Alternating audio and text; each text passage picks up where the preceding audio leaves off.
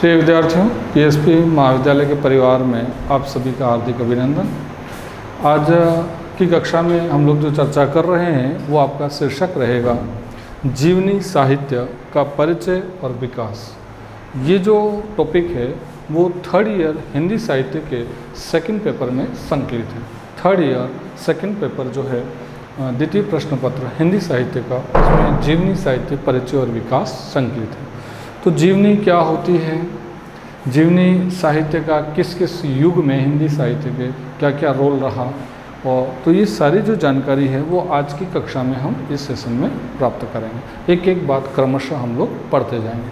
तो देखिए, शुरू करते हैं जीवनी साहित्य। सबसे पहले जो बात आप देखेंगे वो है कि जीवनी किसे कहते हैं, है ना। जीवनी किसे कहेंगे, आपको ये पता होना चाहिए। तो एक सामान्य जानकारी तो होगी कि जीवनी जो है और आत्मकथा, ये हिंदी साहित्य जीवनी, आत्मकथा, उपन्यास, निबंध, कविता, है ना, ये सारी जो चीज़ें हैं वो हिंदी साहित्य की विभिन्न विधाएं कहलाती हैं। तो हिंदी साहित्य की विभिन्न विधाओं में एक महत्वपूर्ण विधा जो है वो कौन सी है, जीवनी। जीवनी दूसरे व्यक्ति के व्यक्तित्व से जुड़े, उसके जीवन के अनुभवों को लेकर सारी बातें क्रमबद्ध जो लिखी जाती है उसे हम जीवनी कहते हैं। और स्वयं के जीवन के बारे में या स्वयं के जीवन के अनुभव या घटनाओं का जब हम वर्णन करते हैं तो आत्मकथा कहलाता है। थोड़ा सा आप आत्मकथा और जीवनी में अंतर ध्यान रखना। आत्मकथा स्वयं की होती है, जीवनी किसी दूसरे की लिखी जाती है। तो जीवनी किसे कहते हैं, तो सबसे पहले अपन देखते हैं जीवनी का परिचय क्या है। तो देखिए, आधुनिक युग में जीवनी अथवा जीवनी साहित्य एक ऐसी विधा है जिसे अंग्रेजी में हम क्या कहते हैं, बायोग्राफी कहते हैं। अंग्रेजी के बायोग्राफी शब्द का हिंदी रूपांतरण क्या है, जीवनी शब्द से संबोधित किया जाता है। जीवनी शब्द के लिए संस्कृत भाषा में देखिए, जीवनी अंग्रेजी में क्या कहते हैं, बायोग्राफी, हिंदी में जीवनी, संस्कृत में क्या कहा जाता था, चरित कहा जाता था। शब्द का प्रयोग किया जाता था। इनमें से महावीर चरित, बुद्ध चरित, हर्ष चरित, पौमचर्य आदि इसी तरह के प्रसिद्ध चरित ग्रंथ रहे हैं। थोड़ा सा जीवनी के बारे में अगर परिचय देखें तो तीन बातें मोटे मोटे तौर पे आपको ध्यान में रखनी है। अंग्रेजी में जिसे बायोग्राफी कहते हैं, हिंदी में उसे जीवनी कहते हैं, संस्कृत में उसे चरित कहते हैं। और प्राचीन काल में देखेंगे तो आपने सुना होगा महावीर चरित, बुद्ध चरित, हर्ष चरित, ये चरित्र जो लिखे गए, मतलब इन महावीर स्वामी के, भगवान बुद्ध के जो चरित्रों का गुणगान किया गया है वही क्या कहलाते हैं, जीवनी। दूसरा बिंदु देखें, किसी व्यक्ति के जीवन, ये थोड़े परिभाषा से जुड़ी बात आ रही है, किसी व्यक्ति के जीवन का चरित्र चित्रण। तो किसका जीवन का चरित्र चित्रण करना, अर्थात किसी व्यक्ति विशेष के संपूर्ण जीवन वृतांत, किसी व्यक्ति विशेष के संपूर्ण जीवन वृतांत को ही हम क्या कहते हैं, जीवनी कहते हैं। किसी व्यक्ति के संपूर्ण जीवन में घटी घटनाएं जो हैं उसका क्रमबद्ध रूप से अध्ययन करना, ये ही क्या कहलाता है, जीवनी कहलाता है। जीवनी में क्या क्या चीज़ें आती है, तो जीवनी में अतीत का चित्रण, अतीत का मतलब बीता समय, जो भी बीता समय है उसका चित्रण किया जाता है। सत्य घटनाओं का वर्णन, जीवनी के अंदर सत्य जीवन में घटी सत्य घटनाएं होती हैं।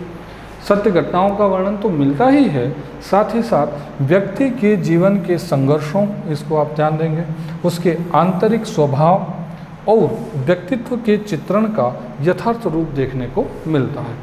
तो एक जो जीवनी किसी व्यक्ति विशेष पर हम लिखते हैं उसमें कौन कौन सी बातें हमें देखने को मिलती हैं, तो अतीत का चित्रण मिलता है, सत्य घटनाओं का वर्णन मिलता है, व्यक्ति के जीवन संघर्ष मिलते हैं और उसके आंतरिक स्वभाव के बारे में जानकारी मिलती है और उसके व्यक्तित्व का संपूर्ण क्या मिलता है, चित्र। ये सारी बातें हमें किसमें देखने को मिलती हैं, एक जीवनी में। तो जीवनी शब्द का सामान्य परिचय आपकी समझ में आ गया होगा कि जीवनी को किस भाषा में किस नाम से पुकारा जाता है। व्यक्ति के जीवन का संपूर्ण चरित्र चित्रण करना ही, या संपूर्ण जीवन का जो वृतांत है वही क्या कहलाता है, जीवनी कहलाता है।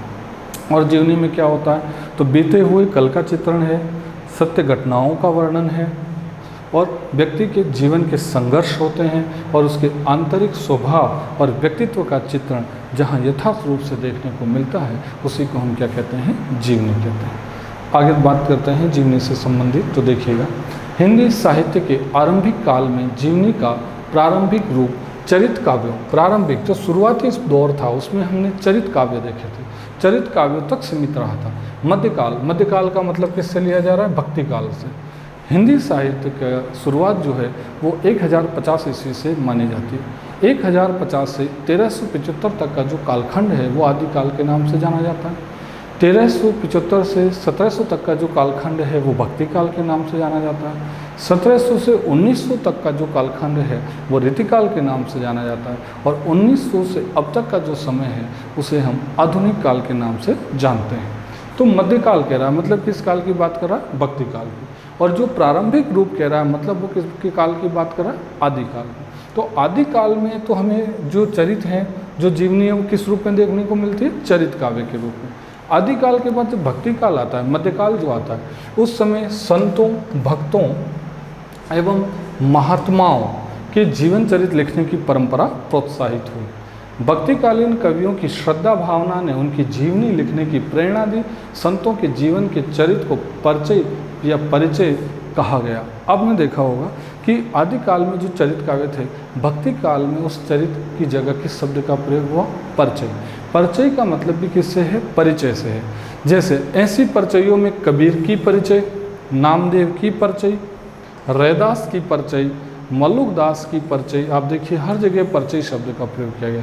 आदि विशेष उल्लेखनीय है। तो आदिकाल के जो चरित काव्य थे भक्ति काल में वो किस में बदल गए? परिचय के नाम से। परिचय का मतलब परिचय। इसके पश्चात भक्तों के जीवन चरित्र संबंधी ग्रंथों में नाभादास का भक्तमाल बहुत प्रसिद्ध और बेहतरीन रचना आती है। नाभादास की भक्तमाल। गोकुलनाथ की रचनाएं आती है, 84 वैष्णवन की वार्ता और 252 वैष्णवन की वार्ता तथा अष्टछाप की वार्ता आदि विशेष उल्लेखनीय है। थोड़ा सा मैं आपको अष्टछाप की जानकारी दे दूं, क्योंकि देखिए ये बहुत प्रसिद्ध रचनाएं हैं। प्रश्न पूछे जाते हैं कि भक्तमाल का रचयिता कौन है, तो भक्तमाल का रचयिता नाभादास है। 252 वैष्णवन की वार्ता और 84 वैष्णवन की वार्ता के रचनाकार कौन है? गोकुलनाथ है। और देखिएगा अष्टछाप। अष्टछाप आपको देखने को कहाँ मिलेंगे? तो वल्लभ संप्रदाय में। वल्लभ संप्रदाय के या पुष्टि मार्गी संप्रदाय के, जिसके प्रवर्तक जो थे वो आचार्य वल्लभाचार्य जी होते हैं। वल्लभाचार्य जी के पुत्र होते हैं विठलाचार्य, और विठलाचार्य जो हैं उनके 4 शिष्य और 4 शिष्य होते हैं वल्लभाचार्य के। उन 8 को संयुक्त रूप से हम किस नाम से जानते हैं? अष्टछाप कवि के नाम से जानते हैं। और ये 8 कवि जो हैं वो कृष्ण भक्त कवि की संज्ञा प्राप्त हैं। यानी कृष्ण भक्त कवियों के जो 8 कवियों का समूह था, वल्लभ संप्रदाय में वो सारे दीक्षित थे, जिसका मुखिया जो था वो सूरदास जी थे। उन्हें हम क्या कहते हैं? अष्टछाप कवि कहते हैं। तो अष्टछाप कवि की वार्ता मतलब उन 8 कवियों के जीवन से संबंधित बातें जो हैं वो अष्टछाप की वार्ता के नाम से प्रसिद्ध हैं। तो ये थोड़ा सा आपको पता चला कि आदिकाल में जीवनियाँ किस नाम से लिखी जाती थी। भक्त काल में जो जीवनियाँ देखने को मिलती है उसमें क्या नाम था? तो ये एक प्रारंभिक पृष्ठभूमि समझ रहे हैं हम किस जीवनी साहित्य की। आगे देखिए, वार्ता ग्रंथों के अतिरिक्त इस काल में आचार्य केशवदास, ठीक है, आचार्य केशव का रोल आ जाता है भक्ति काल और रीतिकाल के मध्य के समय में, या रीतिकाल का प्रारंभिक दौर। तो इस काल में वीर सिंह चरित लिखा गया, जहांगीर जसचंद्रिका लिखा गया, सूदन सुजान चरित लिखा गया और चंद्रशेखर ने हमीर हठ लिखा सन 1845 में। आदि चरित काव्यों की परंपरा में आते हैं। मतलब इन सब रचनाओं का संबंध भी किससे है? चरित काव्य यानी जीवनी साहित्य से रहा। तो थोड़ा अब हम परिचय दे सकते हैं कि केशवदास ने इस काल में ये बातें लिखी हैं जो भी किसके संबंधित हैं? चरित काव्यों से संबंधित। आगे देखते हैं आधुनिक काल में जीवनी साहित्य का प्रारंभ। अब आधुनिक काल जो आता है तो आप सभी जानते हैं कि आधुनिक काल का प्रारंभ कब से होता है? तो 1850 विक्रम संवत कहें या 1900 से कहें, तो 1850 जो भारतेंदु जी का जन्म होता है, तो 1850 से 1900 तक का जो कालखंड है वो किस नाम से जाना जाता है? भारतेंदु युग के नाम से जाना जाता है। और भारतेंदु युग के साथ ही किसकी शुरुआत होती है? आधुनिक काल की शुरुआत होती है। आधुनिक काल के बाद में क्या आता है? तो द्विवेदी युग आता है। द्विवेदी युग के बाद में छायावादी युग आता है। छायावाद के बाद में प्रकृतिवाद आता है, फिर प्रयोगवाद आता है, फिर नई कविता का दौर शुरू होता है, फिर साठोत्तरी कविता का दौर शुरू होता है। तो ये पूरा आधुनिक काल है। अब आधुनिक काल में जीवनी साहित्य की शुरुआत किस युग से मानी गई है? भारतेंदु युग से मानी गई। भारतेंदु युग की समय सीमा ध्यान रखें आप, तो 1850 से 1900 तक का जो कालखंड है वो क्या कहलाता है? भारतेंदु युग कहलाता है। गद्य की अन्य विधाओं की भांति जीवनी साहित्य का श्री गणेश भी भारतेंदु युग में हुआ।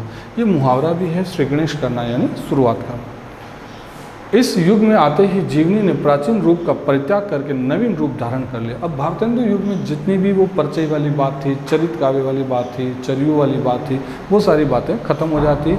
एक जीवनी साहित्य का नया दौर शुरू होता है, नया सिलसिला शुरू होता है। और वो नया सिलसिला क्या था कि प्राचीन रूप का परित्याग करके नवीन रूप धारण किया तथा जीवनी साहित्य को विधा के रूप में प्रतिष्ठित किया। ये महत्वपूर्ण बात है। तो जीवनी साहित्य हिंदी साहित्य की एक महत्वपूर्ण विधा का रूप कब धारण करती है, तो भारतेंदु युग में। राष्ट्रीय पृष्ठभूमि में जीवनी लेखन का अवसर प्रदान किया। अनेक जीवनियाँ प्रकाश में आई, जिनमें संत, महात्मा, राजा, विदेशी शासक, नेता, देशभक्त, क्रांतिकारी युवा तथा साहित्यकार का जीवन चरित्र प्रमुख रूप से उकेरा गया। अब जब भारतेंदु युग में शुरुआत हुई तो जो जीवनियाँ लिखी गई थी, उन जीवनियों का संबंध किससे था, तो संत से था, महात्माओं से था, राजा से था, विदेशी शासकों से था, नेता से था और देशभक्त या क्रांतिकारी या युवा तथा साहित्यकार का जीवन चरित्र प्रमुख था। ये सारी महत्वपूर्ण बातें। तो भारतेंदु युग में जो जीवनियाँ लिखी गई उसके चरित्रों का संबंध इन बातों से रहा है।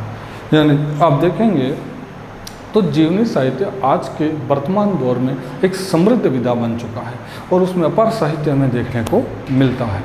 तो इसकी शुरुआत जब भारतेंदु युग में होती है तो उस समय ये संत, महात्मा, राजा, क्रांतिकारी, देश ऐसे जितने भी चरित्र थे जिनके जीवन से प्रेरणा ली जा सके या जिनका चरित्र जो थे वो प्रेरणादायक चरित्र थे, तो निश्चित रूप से उस पर जीवनी लेखन का कार्य हुआ है। आगे देखिएगा, जीवनी साहित्य में आगे देखें।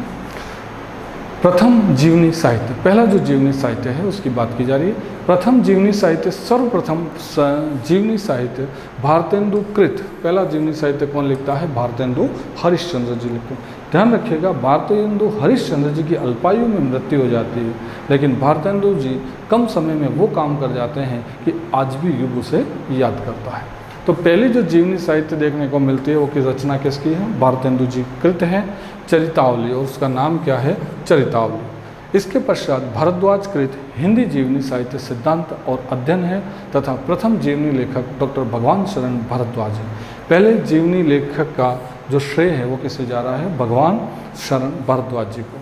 तो ये ध्यान रखें, ये बात कब किस युग से जुड़ी है, भारतेंदु युग से। इस युग में भारतेंदु से स्वतंत्रता प्राप्ति से पूर्व तक लिखित सैकड़ों जीवनियों की सूची प्रस्तुत की गई है। साहित्यिक जीवनी कार्तिक प्रसाद खत्री द्वारा लिखित मीराबाई की जीवनी चरित्र सन 1893 में है ना। मीराबाई का जो चरित्र है उस पर कार्तिक प्रसाद खत्री ने मीराबाई की जीवनी लिखी है और समय क्या था, 1893। सीधे सीधे प्रश्न भी बन सकते हैं कि मीराबाई के पे जो जीवनी लिखी है वो किसने लिखी है, तो कार्तिक प्रसाद खत्री ने। चरितावली नामक जो जीवनी साहित्य लिखा गया उसके रचनाकार कौन है, तो भारतेंदु हरिश्चंद्र जी। हिंदी जीवनी साहित्य सिद्धांत और अध्ययन किसकी रचना है, तो ये है भारद्वाज जी की रचना है। तो आप ध्यान रखें कि कौन कौन सी जीवनी हैं और उनके कौन कौन से रचयिता या रचनाकार हुए हैं। आगे देखें इसी क्रम में, भारतेंदु हरिश्चंद्र साहित्य की अन्य विधाओं के साथ जीवनी लेखन में अग्रगण्य रहे। अग्रगण्य का मतलब जो आगे गिना जाता है, सबसे आगे रहता है। उनके द्वारा लिखी जीवनी चरितावली है। भारतेंदु हरिश्चंद्र जी का हवाला दिया जा रहा है कि उनके द्वारा लिखी जीवनी कौन सी है, चरितावली, जिसमें विभिन्न क्षेत्रों के महत्वपूर्ण व्यक्तियों के संक्षिप्त जीवन चरित्र लिखे हैं। उसके पश्चात पंच पवित्रात्मा सन 1884 ईस्वी उल्लेखनीय है। इसमें मुस्लिम धर्माचार्यों महात्मा मोहम्मद अली, बीवी फातिमा और इमाम हसन और इमाम हुसैन की संक्षिप्त जीवनियाँ लिखी। ये थोड़ा सा जीवनी साहित्य के संबंध में आपको परिचय दिया जा रहा है कि कौन कौन से या किन किन बातों पे जीवनियाँ लिखी गई। आगे देखें, ये तो पूरी बात कहाँ की होगी, भारतेंदु युग की। तो भारतेंदु युग में किन किन पर जीवनियाँ किन किन लोगों ने लिखी है ये जानकारी आपको मिल गई। अब अपन देखते हैं छायावादी युग। छायावादी युग की समय सीमा ध्यान रखें, 1918 से लगा के 1936 तक का जो कालखंड है वो किस नाम से जाना जाता है, छायावादी युग के नाम से जाना जाता है। तो छायावादी युग में जीवनी साहित्य पर क्या काम हुआ, तो छायावादी युग में जीवनी साहित्य का विकास होने लगा। इन बातों को ध्यान रखें, धार्मिक, सामाजिक तथा राजनीतिक क्षेत्र के कर्मठ कार्यकर्ताओं की जीवनियाँ लिखी जाने लगी। भारतेंदु युग, देखो भारतेंदु युग में संत, महात्मा, राजनेता, देशभक्त, क्रांतिकारी इन लोगों पर जीवनियाँ लिखी गई। और छायावादी युग में देखें धार्मिक, सामाजिक और राजनीतिक क्षेत्र के कर्मठ कार्यकर्ताओं पर जीवनियाँ लिखी जाने लगी जो प्रेरणा और उत्साह वर्धक सिद्ध हुई। ऐसी जीवनियाँ निम्नलिखित हैं। तो जो जीवनियाँ लिखी गई छायावादी युग में वो कौन सी है? स्वामी सत्यानंद ने लिखी थी श्रीमद् दयानंद, और इसका प्रकाशन वर्ष है 1918 ईस्वी। शिवनारायण टंडन ने लिखी पंडित जवाहरलाल नेहरू पर सन 1937 में। और जगतपति चतुर्वेदी ने लाला लाजपत राय पर जो जीवनी लिखी है उसका समय है 1933 ईस्वी। बृजेंद्र शंकर ने लिखी सुभाष चंद्र बोस पे 1938 में। मनमथ नाथ गुप्त ने चंद्रशेखर आज़ाद पे जो जीवनी लिखी है 1938 ईस्वी में। और रामनाथ लाल सुमन ने लिखी है पंडित नेहरू पे 1939 ईस्वी। घनश्याम दास बिड़ला ने लिखी है बापू सन 1940 ईस्वी। ठीक है, तो ये प्रमुख जीवनियाँ जो हैं इनका संबंध किस युग से रहा है? छायावादी युग से रहा है। आगे बढ़ते हैं। बनारसी दास चतुर्वेदी। बनारसी दास जो चतुर्वेदी जी हैं इन्होंने कवि रत्न श्री नारायण, ये बहुत बड़ा नाम है हिंदी साहित्य जगत में, कवि रत्न सत्यनारायण की जीवनी सन 1926 ईस्वी में लिखी है। यह जीवनी उल्लेखनीय है। इसका महत्व इसलिए और अधिक है क्योंकि इसमें एक साधारण व्यक्तित्व, देखिए ये बात महत्वपूर्ण है कि साधारण व्यक्ति का जीवन चरित्र मानवीय रूप में प्रस्तुत किया गया। एक साधारण व्यक्ति का जो जीवन चरित्र है उसे किस रूप में प्रस्तुत किया गया? तो मानवीय रूप में प्रस्तुत किया गया। तो ये ध्यान रखें, बनारसी दास चतुर्वेदी जी की जो जीवनी है उसकी महत्ता क्यों बढ़ जाती है? क्योंकि अभी तक जो जीवनियाँ लिखी गई है वो देशभक्तों पे, क्रांतिकारियों पे, या कहें कि राजनेताओं पे, नेताओं पे, महंत पे, दासों पे, महात्माओं पे, आदि राजाओं के आदि पर जीवनियाँ लिखी गई। जबकि बनारसी दास चतुर्वेदी जी ने जो अपने जीवनी का शीर्षक चुना वो कौन था? एक साधारण व्यक्ति था। और एक साधारण व्यक्ति के जीवन चरित्र को इन्होंने मानवीय रूप में प्रस्तुत किया है, इसलिए इस जीवनी की महत्ता और अधिक बढ़ जाती है। तो इन तमाम बातों का संबंध जो है वो किससे रहा है? छायावादी युग से रहा है। इसी क्रम में आगे देखें छायावादोत्तर युग की जीवनी लेखन। छायावादोत्तर यानी छायावाद का जो उत्तरार्ध काल था उसमें भी एक जीवनी आती है, और उस समय की प्रमुख व्यक्तित्व जो रही है वो श्रीमती शिवरानी देवी रही है। शिवरानी देवी जो है वो साहित्य जगत में किसी परिचय की मोहताज नहीं है, क्योंकि ख्याति प्राप्त व्यक्तित्व मुंशी प्रेमचंद जी की जो धर्मपत्नी थी उनका नाम था शिवरानी देवी। प्रेमचंद का स्वर्गवास छायावाद युग में ही हो गया था। आप जानते हैं 1936 में मुंशी प्रेमचंद जी के 1936 ईस्वी उत्तरार्ध काल में उनका देहांत होता है, और कृषक जीवन पर वो गोदान उपन्यास उनकी रचना मानी गई है अंतिम। शिवरानी देवी छायावादोत्तर युग की लेखिका हैं। उन्होंने प्रेमचंद घर में, उसका शीर्षक क्या था जो जीवनी शिवरानी देवी ने लिखी? तो प्रेमचंद जी के घर में कैसा व्यवहार था, तो घरेलू व्यक्तित्व को इन्होंने उजागर किया है। सन 1944 ईस्वी में प्रकाशित कराया। इसमें प्रेमचंद का जीवन चरित्र वर्णित है। यह महत्वपूर्ण जीवनी है। इसकी शैली जो है वो संस्मरणात्मक है और भाषा सरल, सहज और मनोरम भाषा है। तो शिवरानी देवी ने अपने ही पति प्रेमचंद घर में नाम से जीवनी साहित्य लिखा है जो छायावादोत्तर युग में प्रकाश में आता है। ये परिचय भी जीवनी के संदर्भ में आपको शिवरानी देवी वाली बात भी अच्छे से याद रखनी। फिर आता है स्वतंत्रता युग जो है, स्वतंत्रता के उत्तरार्ध जो काल होता है उस युग में जीवनी लेखन आया। स्वतंत्रता प्राप्ति के पश्चात हिंदी जीवनी लेखन अपने चरमोत्कर्ष पर पहुंचा, इसलिए इसे हिंदी जीवनी लेखन का चरमोत्कर्ष काल भी कहा जाता है।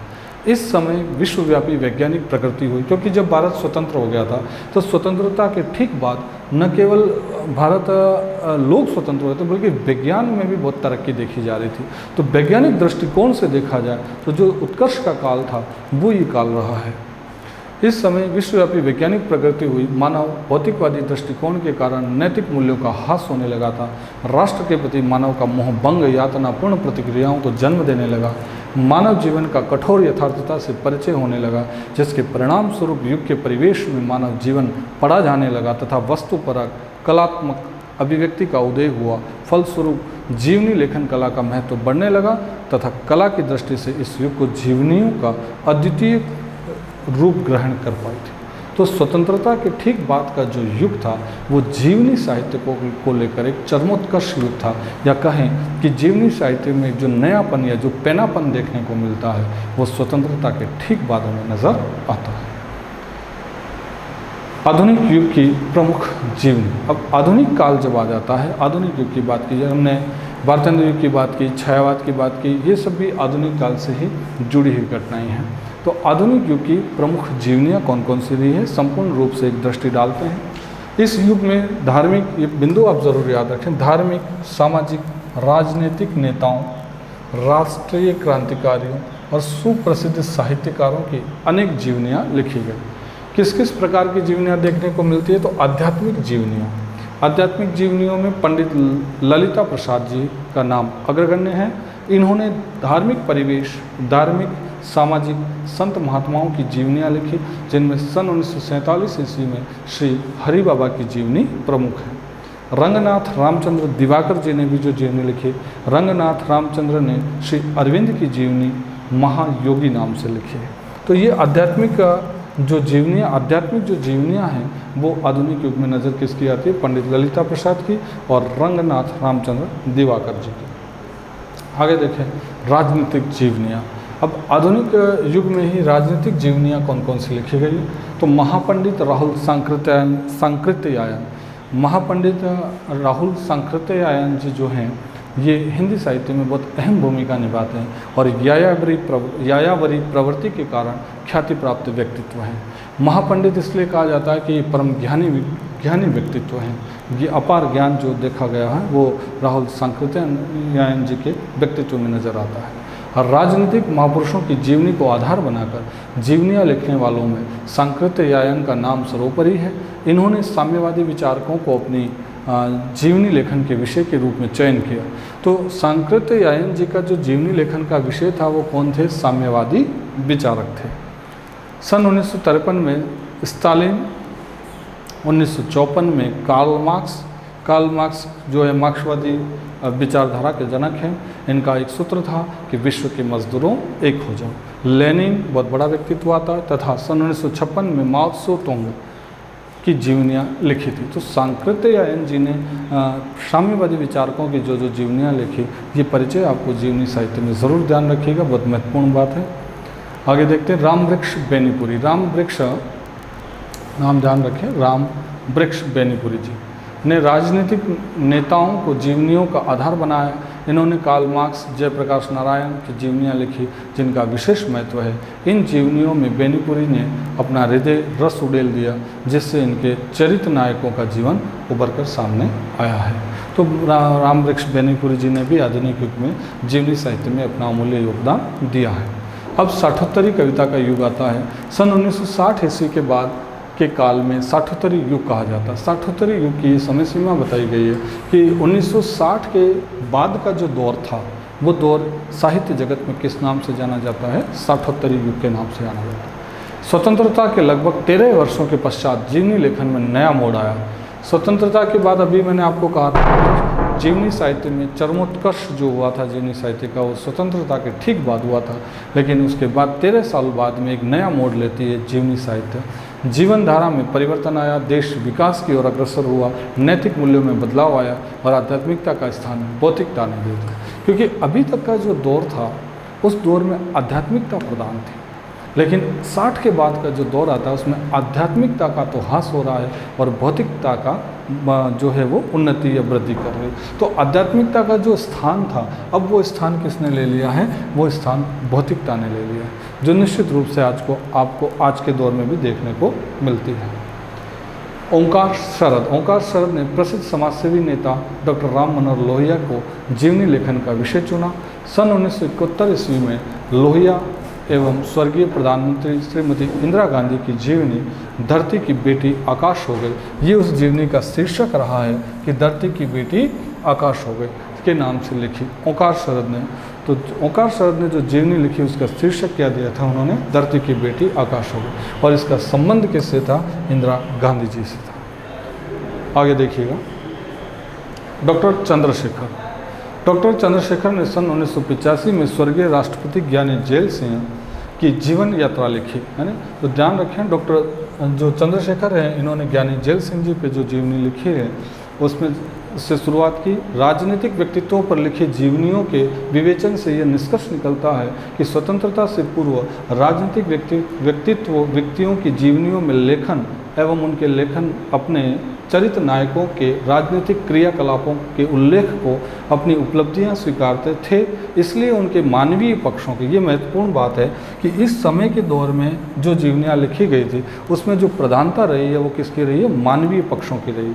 और इससे पहले जो अपन बात कर रहे थे उसमें आध्यात्मिकता थी, आध्यात्मिकता का स्थान धीरे धीरे कौन लेता गया, भौतिकता लेता गया। और भौतिकता के साथ साथ जो मानवीय पक्षों की बात देखने को मिलती है वो किसके जीवनियों में देखने को मिलेगी, डॉक्टर चंद्रशेखर की जीवनियों में, कि उपेक्षा की है कौन से पक्षों की, मानवीय पक्षों की। अब मानवीय पक्षों की उपेक्षा क्यों नजर आती है, ये महत्वपूर्ण बात है, क्योंकि इससे ठीक पहले का जो दौर था उसमें आध्यात्मिकता प्रधान थी।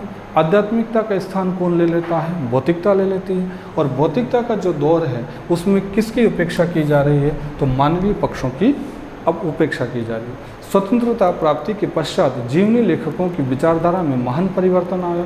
उन्होंने अपने चरित्र नायकों के अंतर और बाह्य दोनों पक्ष हैं, ध्यान रखिए, आंतरिक और बाहरी गुणों को भी उभारा है जो उनका प्रशंसनीय कार्य है।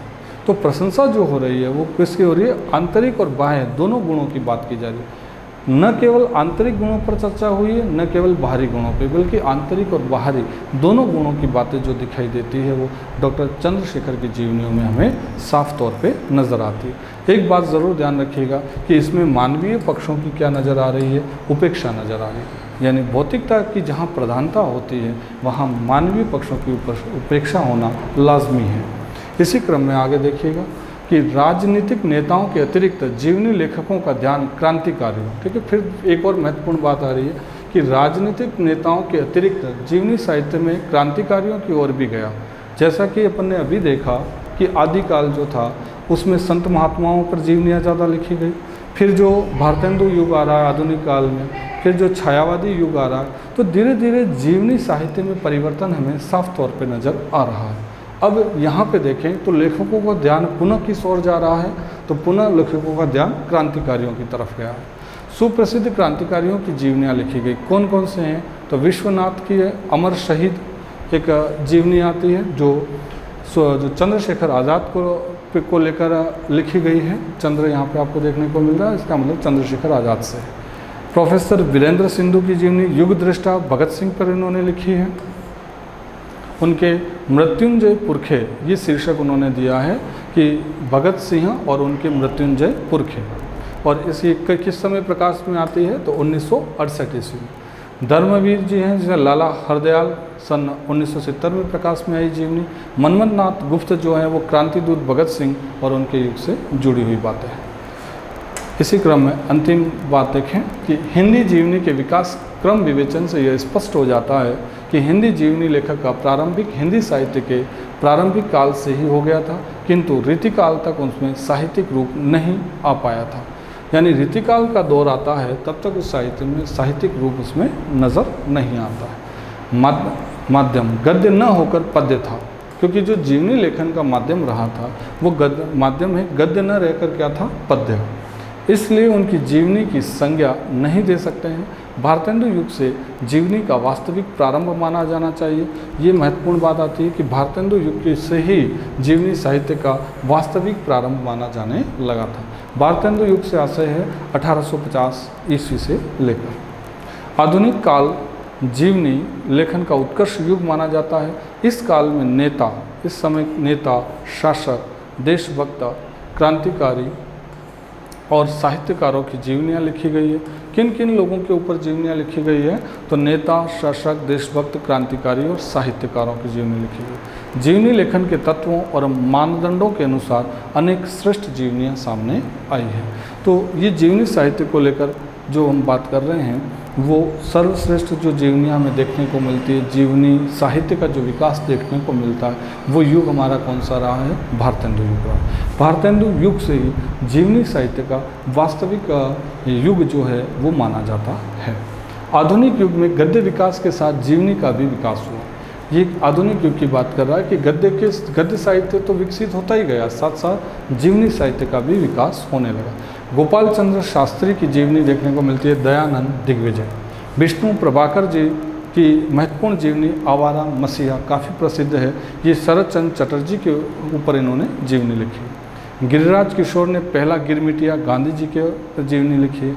रामविलास शर्मा जी ने निराला की साहित्य साधना नाम से जीवनी लिखी है, जो उच्च कोटि की जीवनी साहित्य माना जाता है। तो जीवनी साहित्य के संदर्भ में ये सारी महत्वपूर्ण बातें थी। तो आपका जो शीर्षक दे रखा है जीवनी का परिचय और विकास, तो यहाँ तक जीवनी का परिचय और विकास वाली बात पूरी होती है। तो किस किस युग में जीवनी साहित्य क्रमशः किस किस तरीके से विकसित होता गया, क्रमशः एक एक कर अपन ने सारी बातें देखी हैं, सारी महत्वपूर्ण जीवनियाँ और उनके रचनाकार भी हमने देखे। तो निश्चित रूप से यहाँ से प्रश्न पूछे जाते हैं। तो आशा करता हूँ कि जीवनी साहित्य आपके अच्छे से समझ में आ गया होगा। धन्यवाद।